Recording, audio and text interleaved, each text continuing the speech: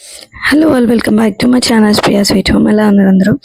ఈరోజు అసలు సిజల్ అయినటువంటి పల్లెటూరు స్టైల్లో, ఆంధ్ర స్టైల్లో మా నాన్నమ్మ చేసినటువంటి స్టైల్లో నేను చేపల పులుసు ఎలా చేసుకోవాలో చూపిస్తున్నాను. సో ఆల్రెడీ నేను ఫస్ట్ వీడియో నా ఛానల్లో ఇదే చేశాను, ఆంధ్ర చేపల పులుసు అని. సో అప్పుడు మంచి రెస్పాన్స్ వచ్చింది అన్నమాట ఆ వీడియోకి. సో చాలా రోజులు అయింది కదా నేను రెసిపీ షేర్ చేసుకోక, అందుకని ఇప్పుడు రెసిపీ అనేది చెప్తున్నాను. సో మా నాన్నమ్మ ఎలా చేసింది ఆ స్టైల్లోనే, అండ్ ఆ నాన్నమ్మ తర్వాత మా మేనత్తల దగ్గర నుంచి నేను చూసి నేర్చుకున్నా. మా అత్త వాళ్ళు కూడా సేమ్ ఇలానే చేస్తారనమాట చేపల కూర. సో అదే స్టైల్ నేను మీతో షేర్ చేసుకున్నాను. సో ముందుగా చేపలన్నీ క్లీన్ చేసుకొని అన్ని పక్కన పెట్టుకున్న తర్వాత ఫస్ట్ ఆఫ్ ఆల్ మనకి ఎంత ఉల్లిపాయలు ఎంత కావాలో అన్ని వరకు నిలువుగా కట్ చేసేసుకొని వాటిలో ఉప్పు వేసుకొని బాగా స్మాష్ చేసుకోవాలన్నమాట. తర్వాత కావాల్సినటువంటి పసుపు, ఉప్పు, అలాగే కారము అన్నీ కలిపేసి బాగా పట్టించేసేయాలి మొత్తము. ఇవి వేసేటప్పుడు మనం ఎవరైనా పక్కన వాళ్ళ హెల్ప్ తీసుకొని మనం చెప్తూ ఉంటే వాళ్ళని వేయమని చెప్పాలన్నమాట. సో కారం కూడా నాకు ఇన్ని స్పూన్లు అని చెప్పడం రాదు, నాకు ఎంత అనిపిస్తే అంత వేసేస్తాము. సో ఈ రెసిపీలో ఏంటంటే ఇంతకిన్ని స్పూన్లు వేయాలి, ఇంత ఉప్పు వేయాలి, ఇంత కారం వేయాలని ఏముండదు. అది కలిపే వాళ్ళని బట్టి అందాజుగా అంటారు కదా, సో అందాజుగా తెలిసినట్టుగా వేసేస్తామన్నమాట. సో దీనికి మెజర్మెంట్స్ ఎంత వేసారో అది ఇదని ఏం అడగద్దు, నాకు కూడా తెలిసింది అంతవరకే నేను చూసి నేర్చుకున్నాను. సో అదే నేను మీకు షేర్ చేస్తున్నాను. సో వాళ్ళ దగ్గర నుంచి నేను నేర్చుకున్నాను అనమాట. మా నాన్నమ్మ మా ఇంట్లో చేపల స్పెషలిస్ట్ అనమాట. మాది ఆంధ్ర కాబట్టి సో బాగా ఎలాంటి చేప అయినా చాలా ఈజీగా, చాలా బాగా టేస్టీగా ఉండేసేది. సో మా నాన్నమ్మ దగ్గర నుంచి, మా మేనత్తలు వాళ్ళ దగ్గర నుంచి నేను అట్లా చూసి నేర్చుకున్న రెసిపీ అనమాట. సో ఇది నార్మల్గా పల్లెటూరులో వాళ్ళు కూడా సేమ్ ఇదే రెసిపీ ఫాలో అవుతారు. మా ఆంధ్ర వైపు ఏంటంటే తాలింపు లేకుండా జిట్లా కలిపి పెట్టేసి చేస్తారు. కొంతమంది తొందరగా ఉడికిపోవడం కోసం తాలింపులు వేసి, ఉల్లిపాయలు వేసి కొంచెం మగ్గిన తర్వాత పచ్చిమిర్చి వేసి, తర్వాత ముక్కలకి అన్ని పట్టించేసిన తర్వాత ఆ ముక్కలు అందులో వేసి పులుసు పోసేస్తారు. సో మాదేంటంటే మొత్తం అన్ని కలిపి పెట్టేసిన తర్వాత పులుసు పోసేసి పెట్టేస్తాం. సో అలా ఆంధ్ర స్టైల్లో చేస్తారనమాట. సో ఇక్కడ నేను ముక్కలకి అన్ని కలిపి పెట్టేసుకున్నాను. సో ఇక్కడ ఒక 10 minutes అట్లా ఉంచుకుంటే ముక్కలకి అంత పడుతుంది, కానీ నాకు ఒక టైం లేదనేసి వెంటనే చేసేయాలి కాబట్టి సో ఇక్కడ నేను అన్నీ కలిపేసిన తర్వాత ఆయిల్ ఎంత కావాలో అంత కూడా పోసి కలిపేసినాను అనమాట. ఆ క్లిప్ అనేది చిన్నగా మిస్ అయింది ఆయిల్ వేసేది. సో తర్వాత నేను ఆయిల్ వేసి కలిపిన క్లిప్ యాడ్ చేసిందని చూడండి. సో ఇక్కడ నేనేం చేస్తానంటే ఆయిల్ వేసేసిన తర్వాత అది చూసారు కదా, ఆయిల్ వేసేసిన క్లిప్ అనమాట. ఆయిల్ కూడా వేసేసుకొని మనకి ఎంత ఆయిల్ పడుతుందో అంత ఆయిల్ కూడా హ్యాండ్ కొలతతోనే తీసుకొనేసి 2 గుప్పిళ్ళు అంటే అన్ని గుప్పిళ్ళు పట్టేసి వేసేసుకోవడమే.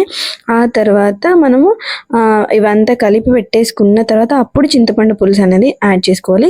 చింతపండు పులుసు కూడా చిక్కగా ఉండాలన్నమాట. మనకి దగ్గరగా చిక్కగా ఉంటేనే చేపల కూర కూడా టేస్టీగా ఉంటుంది. పల్చగా ఉంటే అంత టేస్టీగా అనిపించదు, కాబట్టి నేను ఎక్కువ పులుసు అనేది పెట్టుకున్నాను.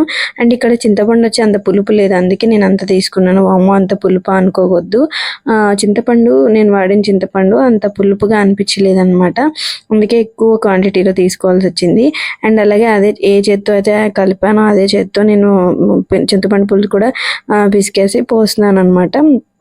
సో ఇంక నాకు అది ఎంత అవసరం కాబట్టి దాన్ని అంతా యూజ్ చేస్తాను కాబట్టి అందుకని ఇక డైరెక్ట్గా హ్యాండ్ పెట్టేసి చేస్తాను.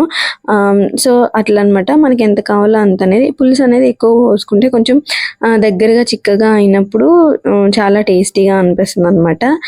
అది మెయిన్ ఇంగ్రీడియంట్, చేపల కూరలో మెయిన్ ఇంగ్రీడియంట్ అంటే ఇదే అనమాట. చింతపండు పులుసు అనేది జాగ్రత్తగా చూసి మంచిగా పోసుకోవాలి. ఎంత కావాలో అంత కూడా మనం యాడ్ చేసుకొని చేయాలి. సో మీరు ఈ రెసిపీ అనేది ఖచ్చితంగా ట్రై చేయండి. అండ్ ఇంతవరకు ఎవరైనా ట్రై చేయకపోతే ట్రై చేయండి, ట్రై చేసి ఎలా వచ్చింది అనేది నాకు చెప్పండి.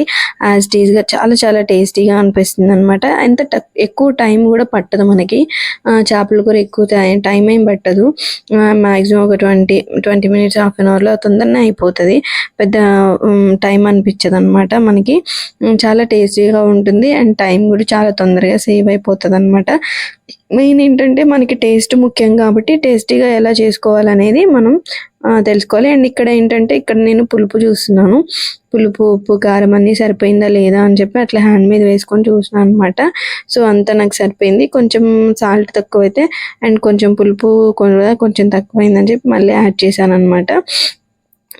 ఈ స్టేజ్లో మనం అడ్జస్ట్ చేసేసుకోవాలి. ఎంత ఉప్పు కారము సరిపోయిందా లేదా అని చెప్పేసి అనేసి ఇక్కడ అడ్జస్ట్ చేసేసుకోవడమే. ఆ తర్వాత మనము ఎక్కువ ఏంటంటే ఒకవేళ మీకు కూర అనేది పుల్లగా ఉంది, ఎక్కువ పులుపు ఎక్కువైపోయింది అనుకున్నారనుకోండి, ఆ టైంలో ఒక 2 స్పూన్స్ కారం వేసుకుంటే మనకి ఆ పులుపు సెట్ అయిపోతుందనమాట. కారం వేసుకుని అడ్జస్ట్ చేసేసుకోవచ్చు. ఇక్కడ నేను కరివేపాకు రెబ్బలు ఉన్నట్టు వేసేస్తున్నాను అనమాట. చేపల కూరలో కరివేపాకు, కొత్తిమీర ఇవి చాలా టేస్టీగా అనిపిస్తాయి. ఆ ఫ్లేవర్ కూడా చాలా బాగా అనిపిస్తుంది అనమాట. అండ్ నేను ఇక్కడ పచ్చిమిర్చి యాడ్ చేయడం మర్చిపోయా. సో అందుకని నేను మళ్ళీ తర్వాత కోసి అందులో డైరెక్ట్గా కర్రీలో వేసేసాను అనమాట. పచ్చిమిర్చి చేసుకొని వేసేసుకోవాలి.